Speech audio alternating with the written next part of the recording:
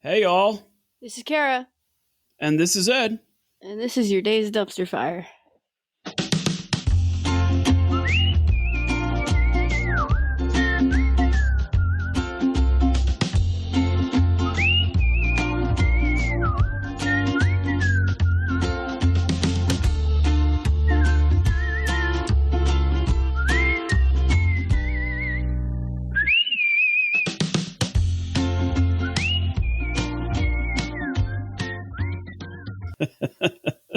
I just realized I screwed that up. It's all good. I was supposed to say, hey, this is Ed. Yeah. Okay. Oh, hey, all. And you're like, I waited for half a second. I'm like, all right, I'm going to save it. yeah. Hey, yeah, no. I work here too. Oh, yeah. So, yeah, thankfully with editing, I can fix that so I don't sound as dumb. It's fine. I wouldn't worry about it. So, speaking of really bad decisions and poor timing and whatnot, this is our second episode of the Oregon Trail. Yes, welcome to part 2, where we light everything on fire.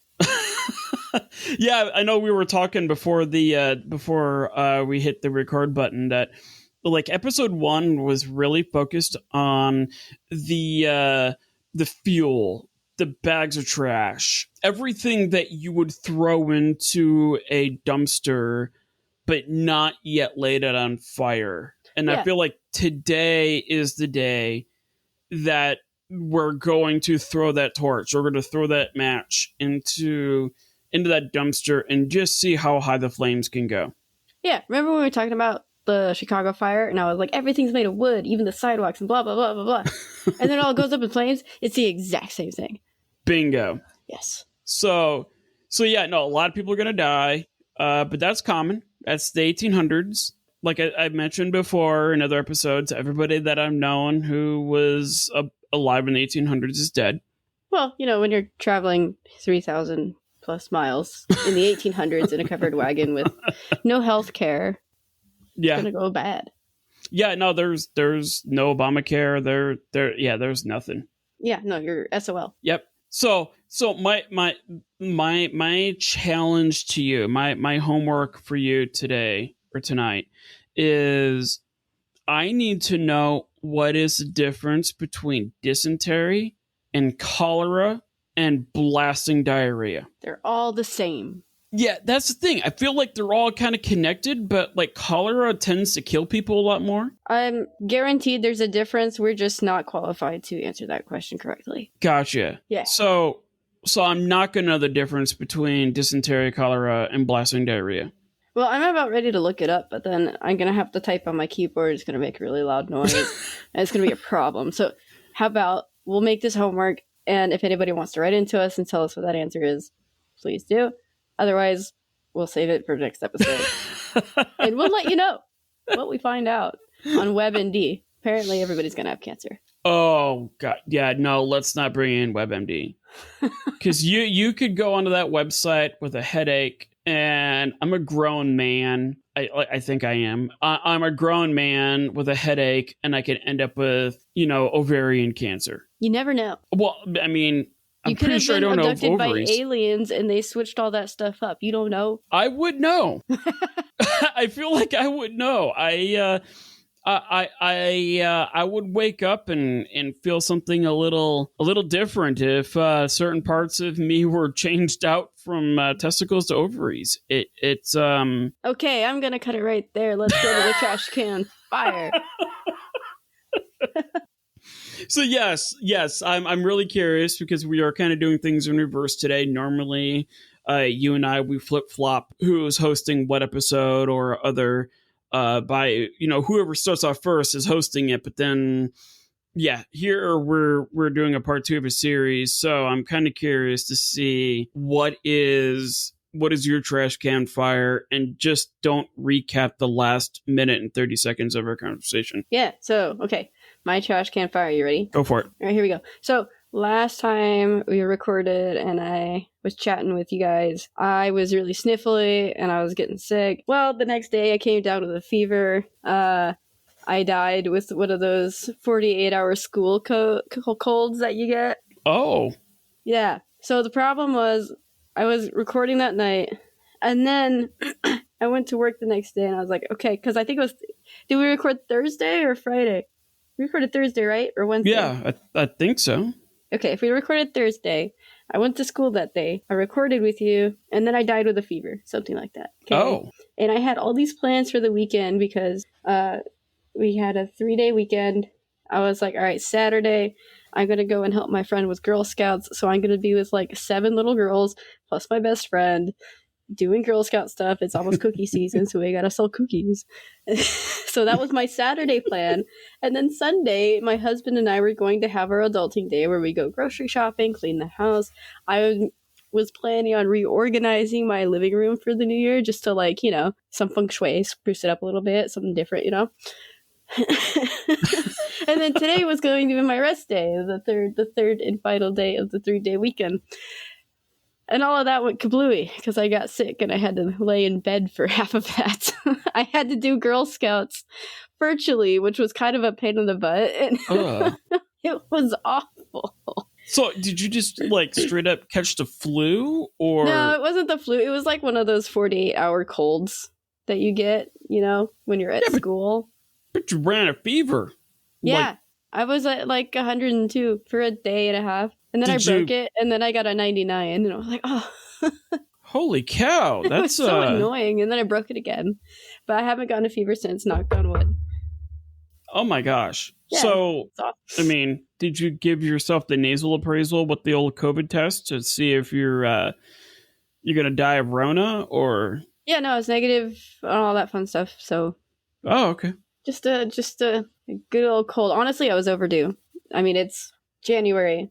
And I never got the start of the school year cold. So.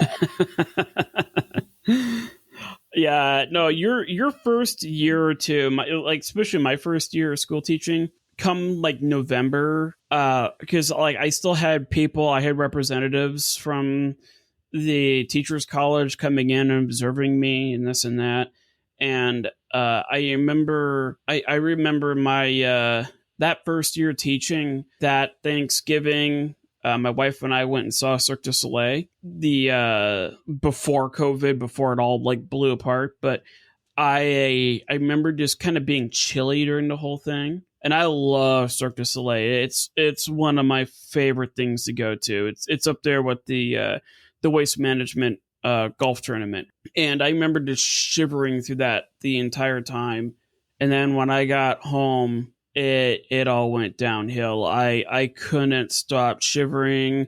I couldn't get warm. No. And I was absolutely miserable through that whole entire weekend. And then that next Monday is when I had like my observation day where my professors were coming in to watch me. The principals were watching me that whole week. And I was just dying. That's awful. Yeah, and I was teaching a unit on how to write an essay, like a 5-paragraph essay, where that requires a lot of the teacher's involvement, a lot of the like teacher demonstration and all that kind of stuff.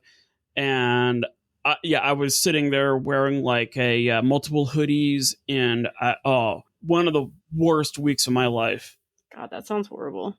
And that's what you went through. Yeah. Actually, this is fair, but I didn't have people observing me. My boss on Friday was like, you have a fever, you're coming nowhere near here, stay home.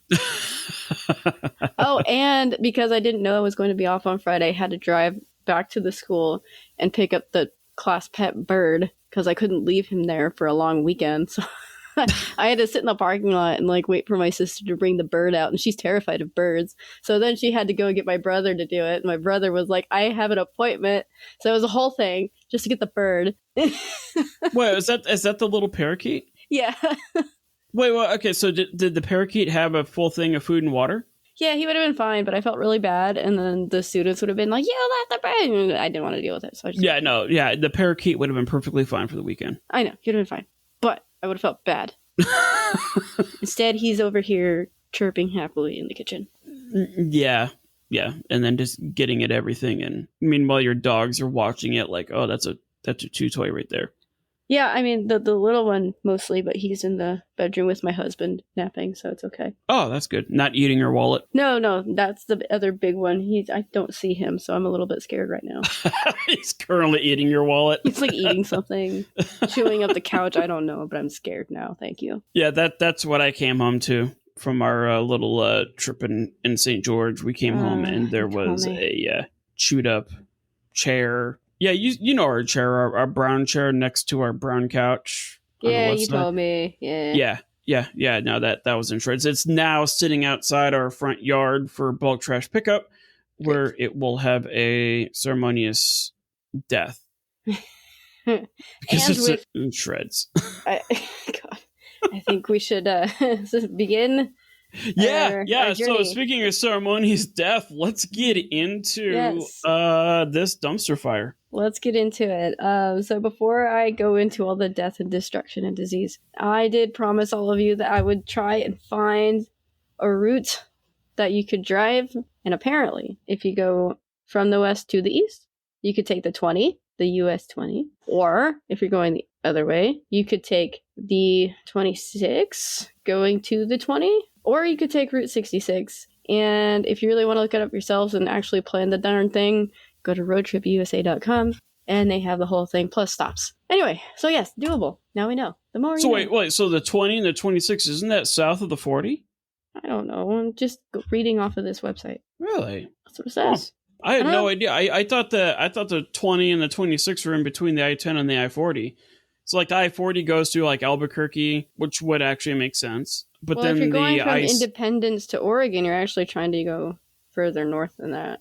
Yeah, so that would be more like the 70. Yeah. Because the 70 the 70 takes you from Denver down to Vegas, but then the 80, like you go up to 25 from Denver, you take the 80 out to Salt Lake, and then Salt Lake will take you to Reno, and that's like the whole like Donner's Pass and whatnot. Yeah, you could take the 80 for part of it too. I mean, I guess it just depends on how you want to roll it. Yeah, because the most northern route is the 90. Yeah. So, I mean, it sounds like there's actually more than one way you could take the Oregon Trail. Yeah, apparently there's a few different ways. And in my 10 minutes of quick research before hopping on here, you do not want me to plan your next road trip. We would get lost, friends. Okay. So with that, I'm going to kind of try and go chronological order, but for the most part, we're just going to basically set fire to everything we set last week, or last recording. Anyway, last part. Here we go. So we started with the fur trappers and the explorers. I found a really fun story about two particular fur trappers in the fall of 1823. So, if just a quick reminder, the fur trappers were some of the first to use the Oregon Trail, or they were kind of the trail pavers, if you will. Here we go. So, in the fall of 1823, a lad named Jedediah Smith and his friend Thomas Fitzpatrick were taking their trapping crew south from Yellowstone, and they were trying to get to the Sweetwater River. They were looking for a safe location to spend the winter because they spent too long getting to where they were going, and then winters are awful and you need to hunker down. Trying to be logical, good old Jedediah was like, I think the Sweetwater River probably is going to run to the Missouri River, and if we just follow the river, then we'll hit the Missouri River. It's not going to be that bad, right? So, instead of that happening, what happened was they took all of their canoes and their very big, gigundo fur collection down the river, down the Sweetwater River, and it ran into the North Platte River, which has a much faster current, and they almost crashed and lost everything. This article says it was a near disastrous canoe crash, and the rivers were too fast, and the water was just too rough. Wait, so like when we're playing the game, yeah, we come across that first river. Yeah. If we had studied a little bit of history, then we would know not to ford that river. Yeah. So if you actually knew your history and you were like, do I follow the Sweetwater River to the Platte River? Should I ford it? Don't ford it. Because apparently a near disastrous canoe crash happened with Jedediah Smith. Oh, interesting. Right. So where is that river? Like if we were looking at a map, where'd you find that? Yeah, so if you look at a map, that particular river they were coming from Washington State, and if you go east down the Yellowstone River, it's like around Montana-ish. Montana-ish. Yeah, I'm gonna go with Montana-ish. Okay. I can screenshot this map and add it to everything, because you can see a whole map goes to the Yellowstone River, and then it's like all this fuzzy stuff because it's the 1800s, and that's where they ran into this problem. Okay. Yeah, it's pretty cool. Pretty cool, but also they almost died, so not pretty cool. Yeah. I mean, and they almost lost all of their income. And then by 1824, they sold their furs under a dome of rocks that they named Independence Rock. That should ring some bells. And they began walking to the Missouri River instead. So not only did they have a disastrous canoe crash and they almost lost everything, they were able to sell everything. They founded some cool rock that becomes famous later because of the video game.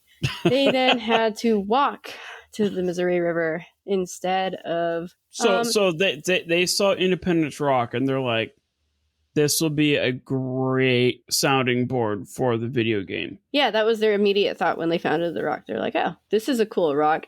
Maybe in 100 and some odd years it'll be on a video game. Yeah, we'll make it either an 8-bit or a 16-bit turn-based game. Yeah. Yeah, way ahead of their time. Yeah, totally. Anyway, so they walked all that way. They came back with horses. And then eventually they sold some stuff. They rediscovered the route a couple times. And this Thomas Fitzpatrick guy who was traveling with Jedediah, our friend, became a guide when the fur trade dwindled in the 40s. And then for some reason the article ends after all of this with Jedediah Smith was killed by Comanche natives around 1831. And that's all we know of him. Wait. So the article starts that's with it for these Jedediah? Yeah. The article starts with these two men and Jedediah and Thomas. And they have this disastrous canoe incident. And they find Independence Rock. And they sell all their fur. And then Thomas Fitzpatrick goes on to become a guide for the trail that they used. And then after 1840. And then it ends with Smith was killed by natives around 1831. Period. Oh. So, R.I.P. Jedediah. R.I.P. We're gonna go on to the next one. Yeah, the first of many. The first of many. I Yeah. thought for sure Jedediah was going to have a more glorious exit than that. I mean, it was literally a sentence consisting of like 5 words. So Gotcha. So it's kind of like how the whole Amazon, Lord of the Rings, Rings of Power, it's all like a 5-season series is based upon literally 13 pages. Yes. That is correct. Yeah, from the Similarian and all that stuff, where everything is just we're gonna just derive a lot of information from a very small amount of information. Yeah, I mean, it worked. Yeah, you know what? Cool, it works. It's history. It's fact. Here we are. It's in a podcast. It's true. All right, so I'm going to move on to another one. So we're going to leave the fur trappers. We're going to move on to some pioneers who left in the mid to late 1840s. A lot of you may know their name. I know I do. The Donner Party, which is actually a very interesting and longer read than I was anticipating, but I'm going to give you the nutshell version because we don't have all night here. All right. That could be an episode unto itself. It absolutely can, but I felt it was important to touch on it. Yes. In any moment in history where you find yourself eating your fellow human being, it's important to touch on it. Yeah, that's a bad deal. Yeah, pretty bad. All right. So, when these people were traveling the trails, it was very, very important to time when you left correctly. The journey west usually lasted 4 to 6 months. So you would probably try to leave right at the end of winter or in the summertime to try and miss the winter time, right? because nobody wants to travel in those conditions in the middle of winter. Sometimes the summers were just as bad, but in a different way, depending on the state that you were in. But for the most part, they tried to avoid winters altogether. With that being said, the Donner Party were from Illinois, and they left to Independence, Missouri to hop onto the Oregon Trail in the spring behind other pioneer families who were trying to do the same thing. The Donner Party slowed because they decided that they were going to try a new route that was not as established as the Oregon Trail, called the Hastings Cutoff. And basically what it did was it bypassed all of the established trails that were already basically ready to go. They were wagon ready.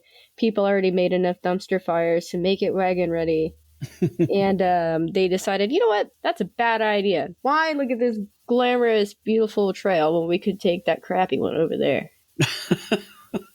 So that's what they did. I'm kind of following along here, and I'm seeing there's a lot of, like, when we get to, like, China Cove Beach, Donner, like the actual Donner Pass Road. But then I start seeing Donner Lake Kitchen, Spring Hill Suites. They could have stayed there. Donner Pass Road again, Truckee. We've got Donner Ski Ranch, Donner. There's multiple Donner, like, ski slides.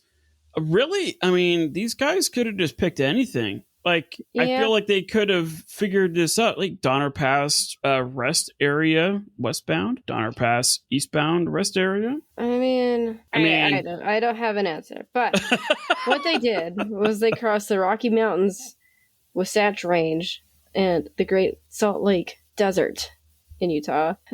So basically, they went from one extreme to another in the same trips. They went through the Rocky Mountains into the Great Salt Lake Desert in Utah. And then they were traveling along the Humboldt River in Nevada, and it was a whole ordeal. They lost all kinds of cattle. They lost wagons. There were family divisions and friend divisions within the groups that were traveling. I mean, anything that could go wrong went wrong, and apparently including family divide, which makes me sad. It's kind of sad. By early November, they reached Sierra Nevada, but became trapped by an early heavy snowfall near Truckee Lake. Now Donner Lake, high in the mountains. Yeah. Yeah, so it was November, and as we mentioned, they were running late, and they caught lots of snow, and now their food is running low, and it's starting to get to mid-December. They're waiting for rescuers to come up from California. They eventually get trapped by February. They're stuck in these mountains in February, where it's all snowy and gross. They have no food. People are going out on foot to go look for help. And it was pretty grim. Pretty grim. Like, they were like, yeah, let's take this cool shortcut. It's going to be great. And they got stuck in Donner's Pass. And they made, there were 60 people. They ended up eating each other because they went hungry. Well, yeah, they were going to die otherwise. Yeah. So it was basically like, we already ate all of the oxen to survive. We're using the wagons for firewood at this point. We're beginning to have a problem eating the oxen because those are starting to freeze. And this is a problem. They used everything they could from the oxen. And eventually some of them did have to eat those who passed. Yeah, resort to cannibalism. Yeah, they resorted to cannibalism. Really horrific thing. There were people who survived. There were 87 who began, and 48 people survived. So about half of them survived. Yeah. I mean, it really does beg the question, because there's an episode that we could do on that. What is it? That plane crash with the soccer players. Oh yeah. Yeah, they made a movie, Alive. Yeah, it's a great movie. Fantastic story.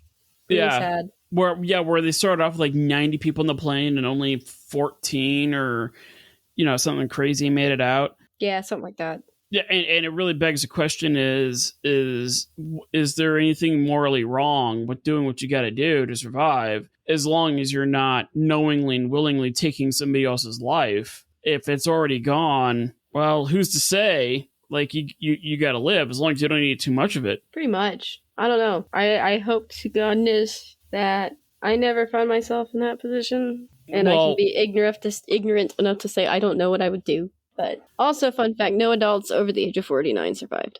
Really? Deaths were extremely high among males aged between 20 and 39 at more than 66%. Wow. So it was mostly the male population.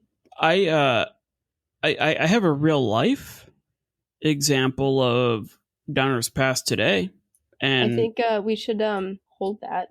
No, it's cute. It involves snowmen. Okay, is it a snowman? Yes. Oh, okay, I want to hear it. So I when I switched over to operations, this was like I didn't get my own board, meaning I didn't get my own fleet of trucks until like February. So it's like almost like a year. I had no idea what was going on, but there was a driver who got stuck on Donner's Pass. That's when they got like 15 feet of snow, like overnight. This truck driver was stranded, and there was nothing getting him out. There was no snow plows. There wasn't anything that could get this guy out. So he was there for about a week and a half by himself. Now, one thing I learned about these semi trucks is that these semis, when they just need to idle just to keep the cab warm or whatever, these things can run for weeks. I thought they would only be good for maybe a couple of days. No, they can switch them over to an ultra lean, and they can keep a driver alive for weeks in a sub-zero climate. And I thought that was pretty impressive. But like this poor driver, he was stuck there for a week and a half not knowing what to do. So every day he went out and he made little snowmen, like little 1 foot tall snowmen. He chronicled it on social media. Yeah, he had a thriving city of little snowmen. He had a little grocery store. He had an airport. He had a library, a little playground. Yeah, when it's all said and done, before the snowplows actually got to him, he literally had like a 1 square acre plot of snow that he turned into a snowman city. Aw, that was pretty cool. Yeah, I know. It's really cool. And this poor guy, like, he's not getting paid during all this. He's not making any money on it. But it was really cool that he had the wherewithal, and he had the emotional fortitude to kind of like tough his way through it. And he did a pretty cool thing at the end of it, where he basically made a winter wonderland of snowmen. Well, I'm just glad he didn't have to eat anybody. Well, he couldn't eat anybody. Or anything off the truck. Yeah, I guess if you're eating tires, you're in pretty bad shape. Yeah, it's no good. No bueno. Diesel's disgusting. Ew. All right. So those were the two more in-depth stories I wanted to tell, because I thought they were interesting, dumpster fiery enough to where they were like, I'm going to go do this thing, but I'm going to do it the smart way. And then it just went sideways. So we're going to kind of go a little bit more of a generalized route, but all the same, still pretty bad. Let's talk about dangers and death along the trail, just in general, right? And I think some of this, or a lot of this stuff, is encompassing the Oregon Trail for sure, and then also parts of the Mormon Trail and the California Trail. I didn't really cover it last episode, but there are different trails that kind of sprouted off the Oregon Trail into the other states. So it's actually a really large network if you look into it, but we try to stick mostly with the Oregon Trail because we have nostalgia for it. So the main causes of death between 1841 and 1869 along these trails were disease, gunshot wounds, accidental or on purpose, accidents of varying kinds, river crossings, and weather. The first one being disease. That is a very interesting and complicated thing along the trail, because let's start with cholera. Cholera was probably the main illness that made its way through all of the people who went on the trail. And this was largely due to the waterborne bacteria that polluted through different water sources that the people were using at the time. I will say that I noted along the trail a very, very, very, very, very popular spot for people to stop, especially when the trail was at its height, I think it was Soda Springs. Where is it? Oh, yeah. Soda Springs. Give me Soda Springs. I'm going to find this. I'm looking at it right now. It's Edit this for me. it's literally in between Donner. Well, I mean Don Summit gas station. Something like that. I'm gonna say it was Soda Springs. It was some sort of hot spring. Oh, it was numerous water sources. Okay, Soda Springs being one of them. All right. Yeah. So yes, they stopped at Soda Springs was a really big one. They also stopped along the Platte River, numerous different springs and streams and water sources. And the problem with this was because there was no indoor plumbing or anything like that, people used these water sources for showering, for cleaning themselves and cleaning the poo out of their behinds and cleaning their animals and God knows what else. So if you have running water, all of it's going downstream and all of these people are using it, it's going to eventually get a lot of people sick. All of these stops, especially with a water source, became basically just hot spots for things like cholera and dysentery, where they were drinking the water and they were bathing in the same water, and the animals were drinking out of the same water. Really gross. Really gross. And there were numerous stops like this. It wasn't just Soda Springs. It was a number of different stops. And at the time, people didn't know where cholera came from, and there wasn't a cure for it. So they were like, if we get sick, we get sick, and it's just gonna happen. Like it's just gonna happen. Between 1849 and 1855, a cholera epidemic was in effect for trailblazers. It killed thousands of people, and they were often buried like just off the side of the road in unmarked graves. So that's why it's super hard for historians or like census people to really get a grasp on how many people passed away, because what they would do is they would bury their loved ones on the side of the road, and then oftentimes it was close enough to the road where wagons would go over them, so it would flatten them out.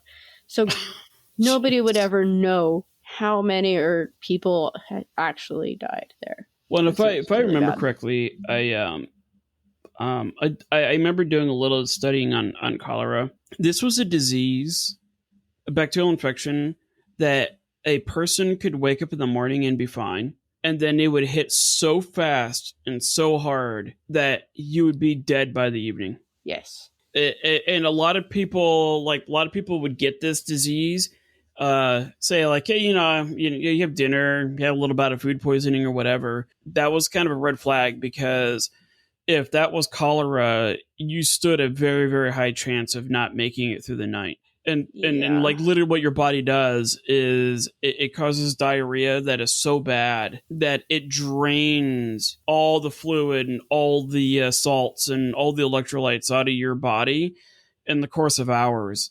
And it will, like if you can survive the night, you may you can probably survive it. But if you didn't, or like if you couldn't get through the night or whatever, then it would kill you in that time frame. Yep. Now, usually what would happen is people would usually die within 12 hours of the first sign of symptoms.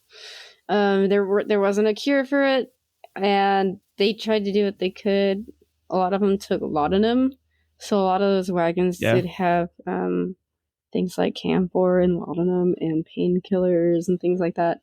There is a really tragic story of a family who was traveling the trail, and a little girl and her sister, I think it was, were playing in the wagon, and one of them tasted the laudanum a little bit, and then the other little girl drank too much laudanum, and she unfortunately passed away and poisoned herself. Yeah. So things like that would be like an accidental death, were very common, and that's just from something that was supposed to help you, which obviously we know now is not really the case. But I think in the proper dosages it would. In small doses, yes, but she drank way too much, and you drink a whole bottle of that. Like as soon as you go Edgar Allan Poe on a bottle of laudanum. Yeah. Now, from what I understand, though, cholera is that would cause like the inflammation of the intestines. That would cause swelling, bleeding. It didn't necessarily kill you, but not cholera. I'm talking about dysentery. Yeah.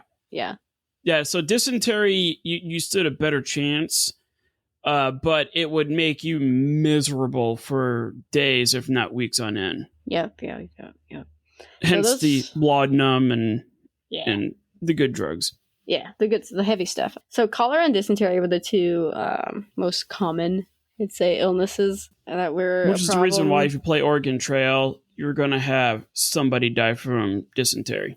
Yes, and it's everybody's favorite line from the game. The next one after that listed, I think these are in... No, never mind. The next one listed after that is something called mountain fever. I am personally not familiar with it, but this says usually not fatal, with symptoms that include intestinal discomfort, respiratory distress, and fever. The diseases that fit these symptoms are Rocky Mountain spotted fever, typhoid fever, and scarlet fever. They used to try and treat this was quinine water. Sorry if I'm saying that wrong. And they used that to cure this, the chills, and pneumonia. The next one after that is measles, mostly common among the children. Every once in a while, adults would get it, but usually it was the kids who ran around with it. And then food poisoning was a problem. Usually more like... This is a government website, y'all. A problem with contaminated food, more likely among single men. So a bunch of bros didn't know how to feed themselves, and the next thing you know, Oh, that's awesome. All right, it's amazing how even 20-year-old bros back then couldn't even take care of themselves. Well, it's okay. We still love them. Scurvy was the one after that. Then smallpox, then pneumonia, and then it's just general headaches, coughs, muscle aches, that type of thing. So those are the most common illnesses that you'd find along the trail. Like I said, cholera and dysentery being the most common, cholera being the most deadly. What about physical injuries? So aside from disease, when traveling, the settlers were most afraid of Native American attacks, which was a little bit unfounded because I think the Native American attacks, they were obviously present. About 3,000 to 4,500 people did die from those. However, that was like their top priority when they were preparing to go on this trail. Like they would have a wagon full of ammunition just to prepare for Native American attacks. Like they're going to attack us. We have to be ready. Whenever they would stop on the trail, they would make a circle, and in the center would be all the people, just to keep other people out. Yeah, and circle the wagons. Yeah, they would circle the wagons to protect themselves because that's how desperately they were afraid. However, compared to disease, which was estimated to be around 6,000 to 12,500 deaths, that wasn't as much of an issue than what they made it out to be. But they did happen. And I mean, honestly, if we've had this conversation before, at least you and Ed, you and I have, you're going on into these lands and people don't know who you are. You're basically trespassing in their territory, in their home. Of course, there's going to be some angry people. And it's the 1800s, so it's a hot mess. That relationship, the Native American relationship with people coming west, it's a bad deal. It's a bad deal. Just all around. No. And if you think about it, it's like word's gotten out. Yeah. Right. The Native Americans in this part of America were fully aware of the atrocities and the injustices that had happened 200 years prior, with just people expanding out west, even white people coming out west, trying to threaten these Native Americans, like, hey, this is what we did to these people in Massachusetts, watch out or we'll do the same to you. All right, well, not only that, there was a lot of things going on politically. Mm-hmm. Let me see if I have my dates right before I say this out loud. Yeah, so at the same time, the Trail of Tears was going on. Oh, God, so, yeah. Of course they're upset. Of course they're mad. They had every right to be. So, yes, that was a big part of it. And there was that happening. And I mean, 3,000 to 4,500 deaths is not something to laugh at. That is a lot of people. However, compared to diseases, it's only a fraction. Yeah. Well, and one thing to keep in mind too is, let's say you're part of the family, like you're in Oregon Trail, and you're living your best 8-bit life, and then suddenly you got attacked by Native Americans, right? And you'd see a lot of the men or boys in your family just get massacred, but that they would take the women and the daughters, the girls, and stuff like that. And what's interesting to note is that in a lot of cases, they weren't necessarily mistreated. They were brought into a lot of cultures. They were, I guess you could say, assimilated. They were educated into their culture. It wasn't like this savage, barbarian, rape and pillage kind of a thing. It didn't work like that at all. And I think that's where a lot of media, a lot of movies, where a lot of people get it wrong, that these Native Americans weren't necessarily trying to be genocidal. They weren't trying to stop everything. They were just trying to figure out a way to make the best of the situation. And by doing so, their mindset was like, you know what, we're not going to rape these people. We're not going to defile them. We're not going to hurt them. We're going to bring them into our culture so that if they do leave someday and they go back to, white people culture, they would have something to share or a little bit of insight. Yeah, and generally, for the most part, the Native Americans were usually peaceful, and they helped the immigrants.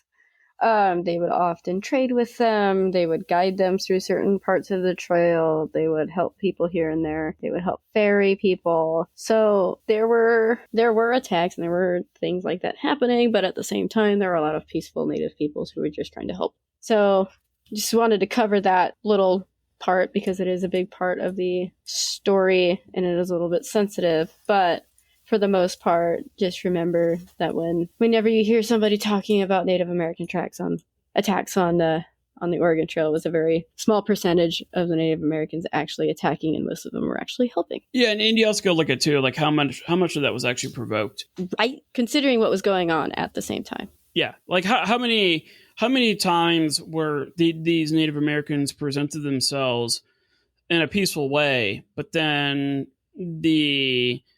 these travelers were like, oh my gosh, they're going to kill us in our sleep. We got to kill them before they kill us. Yeah. I can only imagine that happened more times than we could count. Pretty much. All right. So with that being said, I did mention that almost every wagon party would have like a wagon just filled with guns. And I will say that almost every wagon in general also just had a bunch of guns. Because they were paranoid, but also because they really enjoyed hunting, not just for food, but also just to hunt, like as a sport. And because of that reason, hunting accidents were actually really common. Usually it wasn't things like murder or homicide. It was an accidental incident, mishandling the gun or cleaning the gun and you shoot your fingers off, or like some people had really, really cheap weapons and they would like misfire in the wagon or like blow up on them. So that actually was something really, really common. Can you imagine walking next to your wagon along the trail and like 4 wagons up, you just see boo boo? Like, oh, I told him not to buy that cheap gun. Well, there is a thing called walnutting. So whenever you're dealing with a muzzleloader, one of the things you do is you pour your powder charge into the barrel first. Then you take a patch, which would be like a cotton piece of cloth with a wax or whatever. And then you would put what's known as the mini ball or the bullet or the projectile. And you would put that on top of it. Then you would use what is known as a starter. So it's like a ball of wood with a little brass hollowed out protrusion onto it. So then you would mash that down into the barrel. That would sink the patch and the mini ball about a half inch into the barrel. And then from there, you take what's known as a ramrod, and then you would ram that down. But the key is that you'd have to ram that wax covered cotton patch and that mini ball or the bullet.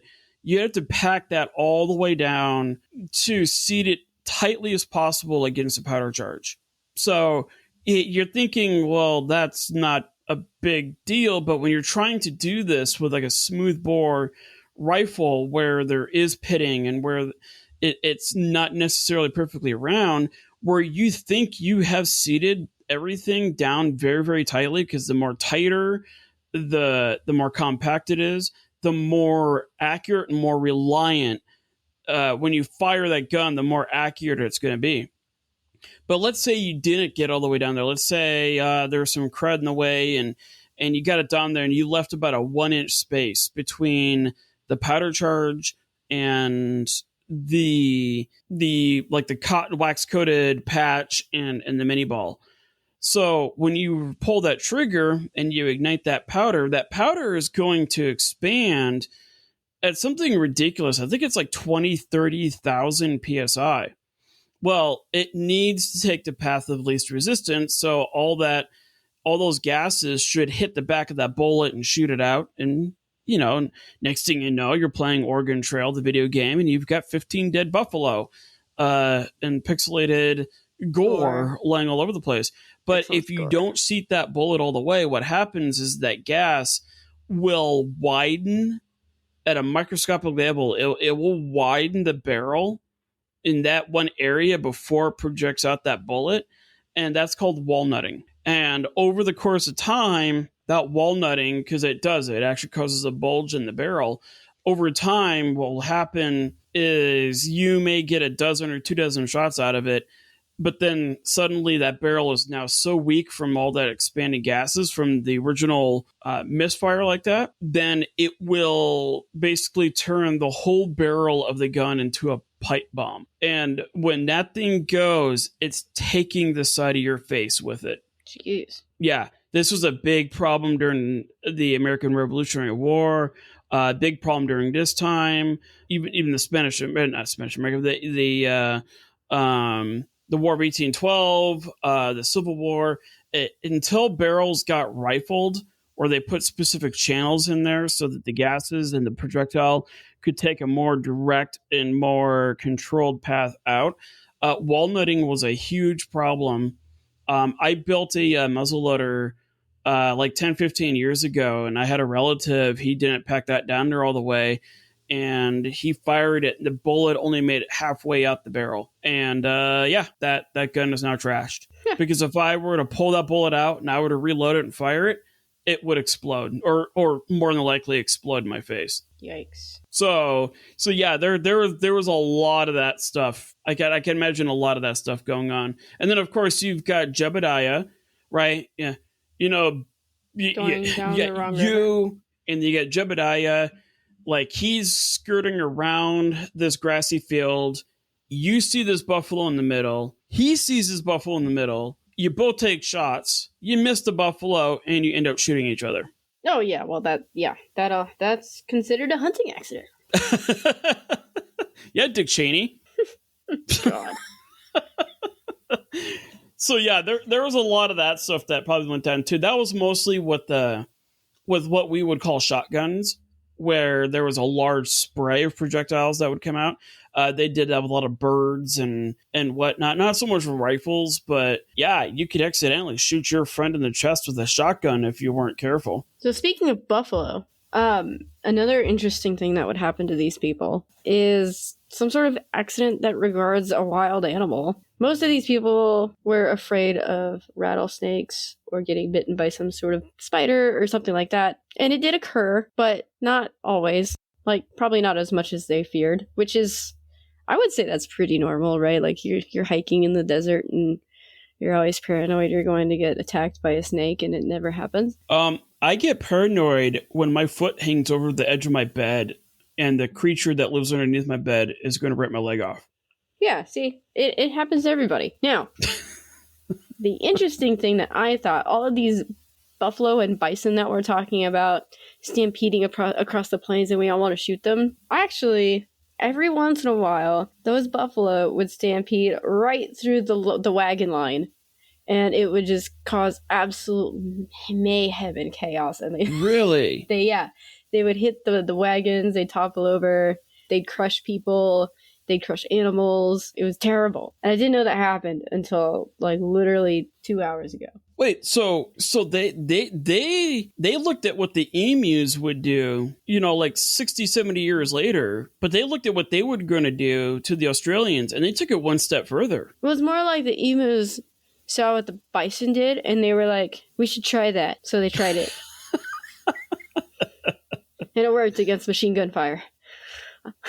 Jeez, I had no idea that the bison and everything would fight back. Yeah, they would come running and overrun the wagon trains. Well, and I know like when they were building like the Transcontinental Railroad and stuff like that, they would they had the little steam train off to the side, it was just chugging along while they were building the track and everything, and there would be these bison in the way. And they would just sit there for like a half a day, just shooting relentlessly at these animals. And there's pictures. You can go find pictures of just mountains of bones and bison skulls and the whole works just off to the side. And I feel like that was a part of the boredom that must have resided in the process of moving across this Oregon Trail, is that you would have to work for long hours a day, but there was also times where you couldn't physically move, so you just sit there and just shoot critters. Pretty much, yeah, I could totally see that. I mean, we did that in the game. Yes. I can't tell you how many times I would just start off like I could care less about clothing or food or whatever. I just want 7,000 rounds of ammunition, and I'm just going to sit there and just shoot buffalo and rabbits and all sorts of near exotic animals. Elk and spotted owls. I mean, they were goners. Like sure. you name it. And so like it's amazing how when you look at this super cheesy game from the 90s, it really did kind of peg human nature a little more than we thought. Yeah, it's pretty interesting while we're going through the history of it, and then you relate it to the game. You're like, oh, they were right. Yeah, like dang. Wow. We did suck. Another common way to hurt yourself while traveling on this trail that was built by people hurting themselves was wagon accidents. Usually, maybe a kid was picking up bison poo for the fire later for the day, and he wasn't looking where he was going and got ran over by the wagon. Sometimes adults would get crushed under the wagon. They'd trip or God knows what, and they'd get crushed by the wagon. And other people would die by being kicked or thrown off of an animal like a horse, or they get dragged by some ox or a mule or some sorts. So just the wagons themselves were like death traps almost. If you weren't careful, you could get crushed by them. You could get crushed by an animal pulling them. They could blow up in your face because you had a bad gun on you. Like you make it sound like it's Mad Max Fury Road. It like slowed down by 10, but yeah. Witness me.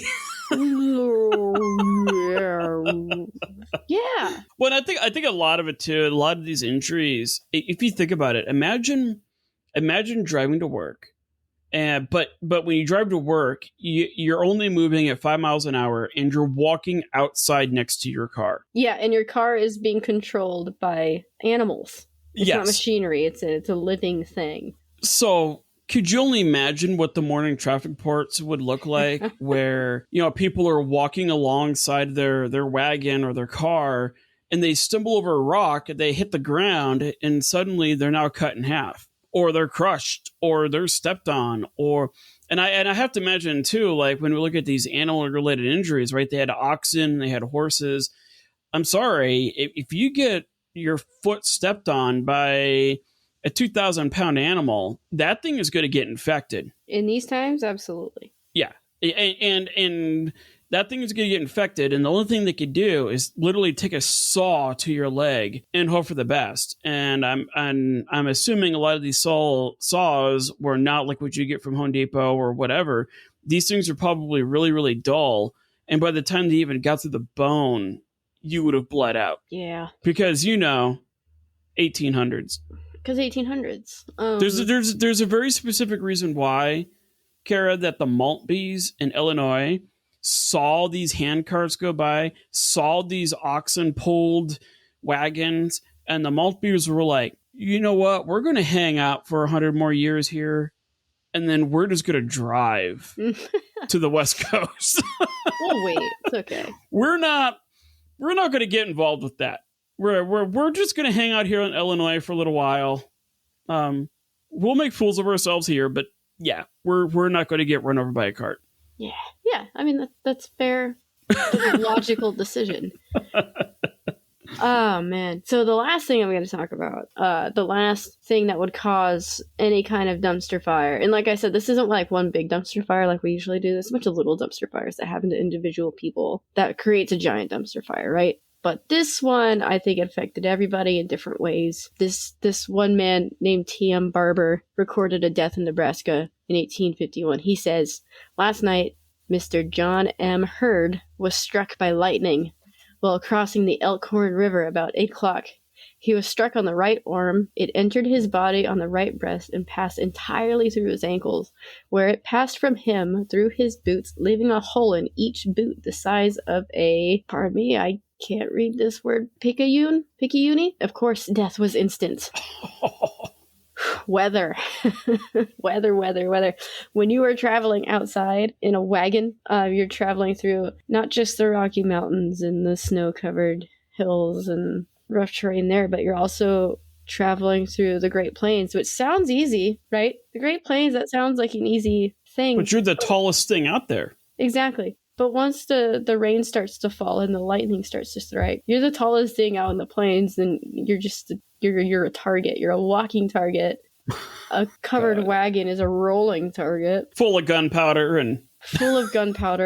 According to the National Park Service, sometimes a single strike killed dozens of cattle at once. On at least one occasion, lightning struck and destroyed an entire wagon. So, careful when you're traveling through those rainstorms, just like you'd be careful traveling through the winter storms. And then on top of that, during the summer, it would get so hot and the dust could be 2 or 3 inches deep and like fine as flour, right? So like the dust on the trail during the summer was so bad you could barely see it. It would get in your lungs. It would be everywhere because it's so fine. Your lips would get blistered and split and gross. And apparently one of the only things that you could do for your lips was to put axle grease on them to keep them from getting too dry. It's terrible. So chapstick? Yeah. Thank God for chapstick, right? good old axle grease. Gotta love it. Well, I was just thinking of the people getting struck by lightning. Those were America's first memes. Like clearly you're out on this road. You're trying to run away from something that you're guilty about. God knows where you're at. And he's going to say, F you too. You're gone. Right. Well, yeah, that's kind of what I'm saying. Can you imagine, like, you're going to take your whole family. You're going to go with hundreds of people. And you're like, we're going to be safe. It's going to be great. Like, safety in numbers, right? We have all of our guns. And you're walking along and it starts to rain. And all of a sudden you get struck. I would be upset. I would be a mad ghost. Yeah. Like you're going to be haunting those plains for centuries. I would be so mad. Or like you get all the way to Oregon and then boom, you get zapped. Yeah. It's so stupid. So before I move on to the end and give you all of my lovely resources, just one fun fact that I really actually did enjoy, and I hope you do too, is the buffalo poop that I was talking about. That really was something that they did. The kids were tasked to collect buffalo poop. They called them chips. And they used it to start fires for nighttime. So the kids would pick them up during the day and they'd burn it all at night. And then they do it all over again the next day. I thought that was a really interesting, fun little tidbit. Well, and those kids, the descendants of those kids learned as they got older in these developed cities, they would take dogs and collect their poop and then put it in bags and then lighted on fire on people's on doorsteps. their stoop. Yeah, that's because that's what they were doing. They were embracing their pioneer heritage by burning bags of dog poo in front of people's houses. So don't get mad at them. They're just reliving history. Not that I ever did that in my time. It's a lie. Anyway. So I'm going to round us off here. We talked about a lot of horrible deaths and illnesses and weather accidents and wagon accidents and all that fun stuff. I'm just saying, like, can you imagine you make all these plans, you spent $100,000 of your hard-earned money, you sold everything to buy a wagon and food and everything. Like, this is your life. This is your whole life. And you get ran over by a wagon. Or can you imagine you do all these things and for your entire family you spend $700,000 on all the food and everything you need, and then you get to the Rocky Mountains and you realize it's not passable. Yeah. It is all those little tiny dumpster fires. So if you really like sit down and think of it, it's darkly funny because it's not happening to you. But also it really sucks.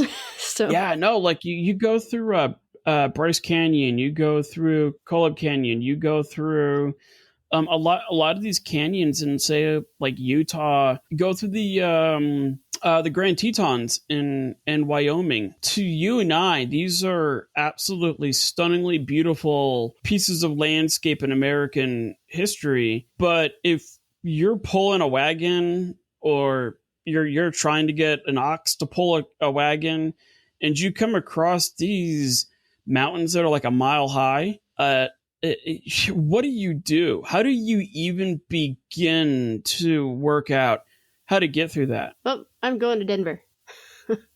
Yeah, we're going to Denver. We're going to set up in Salt Lake. We're going to set up all these cities just east of the Rocky Mountains. And, we have St. George. Yeah. We have Cedar City. Or we have I'm just going to go Mesa. south to California. We're going to go south. We're going to found Phoenix. We're going to found, Mesa, Gilbert, fabulous Nogales. They're going to find other ways around. So I'd have to imagine that, when we look at Oregon and Washington, that I feel like a small percentage of those people actually made it to there. That is a number that I would actually like to look up. I'm surprised it didn't come up. Yeah, like what percentage of the people who set out in Missouri or whatever, what percentage of them actually made it to the PNW versus those who were like, this sucks, I'm just going to set up shop here. And yeah, homework. Okay. So homework for everybody. If you find that out, please email us. Otherwise, I will look it up myself. Please and thank you. So I have to ask, like, what good came of this? Like, what was the outcome? Obviously people kept doing it. People kept on going out there. People kept on, they had to hear the news. They've had to heard, popular reports and whatnot. What was the ultimate end game here for making this kind of a journey to make it worthwhile? Well, I will say what ended it was the Transcontinental Railroad. Once that was completed in 1869, people using the trail, the number of people went way down because it was a lot safer and a lot faster to just take the train. And it was a lot cheaper because, like I just said, those numbers I was throwing out, those were actual numbers, $600,000, $700,000 to move your family. That's a lot of money when really it would be a lot less to take the train. And a lot faster. And a lot faster. Yeah, it took a week. It took 7 days when taking the Oregon Trail took 4 to 6 months. So, all right. So, but if you were walking it, that would be months. Yeah, 4 to 6 months to walk it. With that being said, that's what ended it, was that railroad. And I will say that I'd say the most positive thing that came out of the Oregon Trail was a video game that was released in 1972. No, I'm kidding. Just a positive. It gave so many millennials something to play with when they were sitting in their really boring typing class in elementary school. Yes. Okay. On a cereal note. Cereal? Yeah. Cinnamon Toast Crunch. Lucky Charms. Okay. They gave us those. No, I'm lying. What it did do was it was basically the U.S. expanding to the West Coast, and it was the first time that happened. So people moving to Oregon and California primarily, without the Oregon Trail, it probably would not have occurred. I will say that the Transcontinental Railroad, while it was something that ended the trail, the reason the Transcontinental Railroad was as long as it was because people were migrating using the Oregon Trail to go west. So the entire West Coast can thank the Oregon Trail for the population that it has. Also, fur trading really benefited from it. What else benefited from it? We got a coin in the 20s that came out. That was cool. Let's see what else we got. Oh, apparently there's a song written in 1935. Actually, I found a really good... There's a song in 1941. Sorry, go ahead. I found a really good royalty-free song called Oregon Trail Part 1 and Oregon Trail Part 2 that I'm using to end this out. Oh, amazing. I was going to say, add it here. I didn't know. Also, we got some TV series shows coming out in the 70s, Anyway, aside from all the pop culture stuff, yes, the Oregon Trail was responsible for the West Coast population. Thank you, Oregon Trail. I will say that is a really, really big, successful feat compared to some of the other things that we do on this show. And I for one, am proud of the people who took the Oregon Trail, even though they all died of cholera. Well, and it's a massive story because... Huge.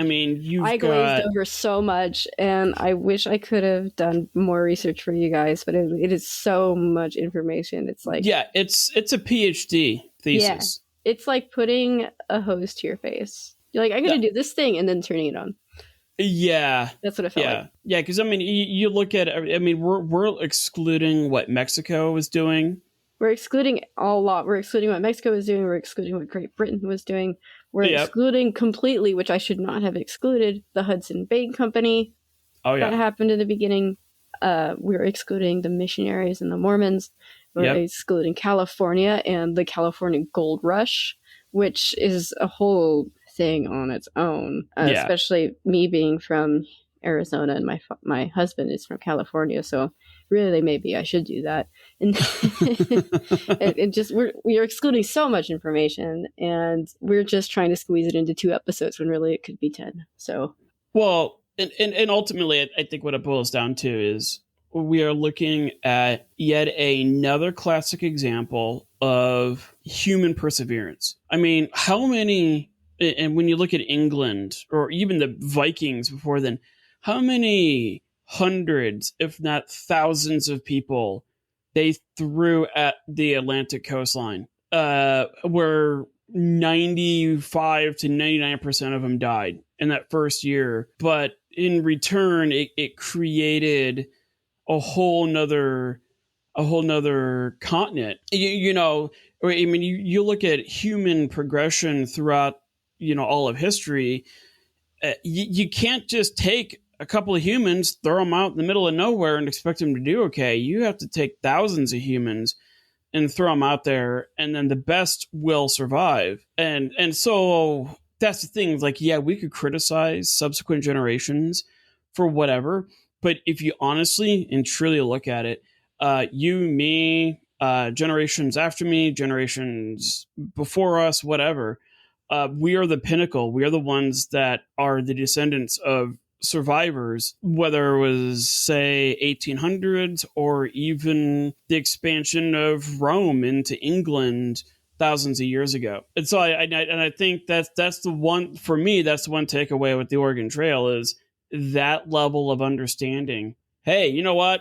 Could I lay claim to what those guys did? No, but they are just yet another example of what humans have done. So I don't know. That's just my kind of takeaway on it. It's I think we'll see it again when we're trying to colonize the moon, colonizing Mars. Once you read Isaac Asimov, colonizing a galaxy, and the Oregon Trail kind of laid the framework for that for the modern day stuff. Cool. Yeah. So I didn't mean to wax philosophical, but it kind of struck me. No, you're good. Yeah. So Yeah, for sure. But yeah, I mean, that's all I have. yeah, good stuff. Thanks, man. I'm gonna go sleep here pretty soon.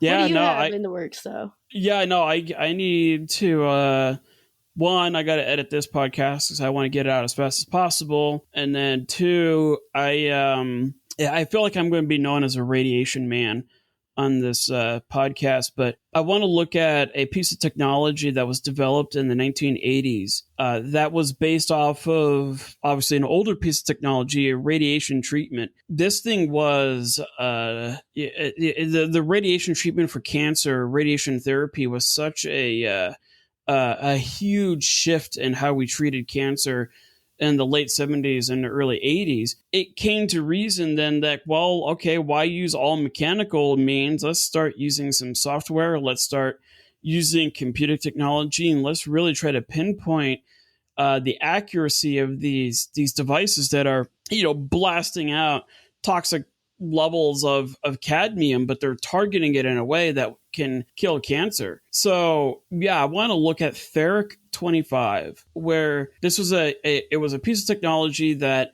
was supposed to just be leaps and bounds superior to everything in terms of radiation therapy, but the people who were using it had no idea what they were doing. The machine was spitting out errors that nobody understood what it was.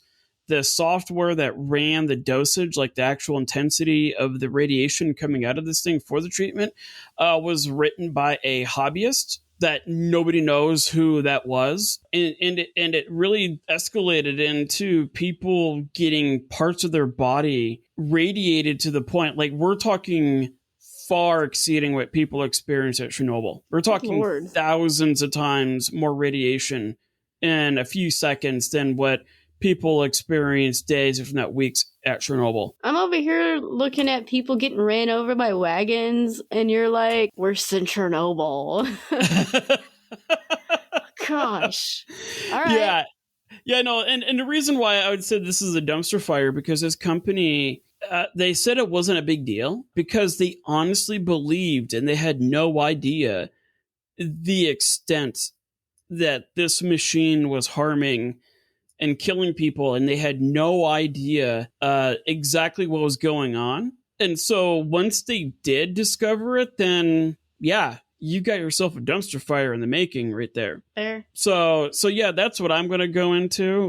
My brother-in-law is a radiation therapist. So I've actually, when I was in St. George getting screamed at by dozens of little kids, I managed to have a conversation with him that I could barely hear him, but he kind of shed some light on how radiation therapy works and all that. And he also kind of gave me some insight as to how a machine like that, if it were to fail, like how bad it can really fail. And so, yeah, that's what I plan on going into next. And then from there, yeah, sky's the limit. There's so many more failures out there that we can look at. Yeah, I'm excited to pick my next one. I don't even know what I'm going to do.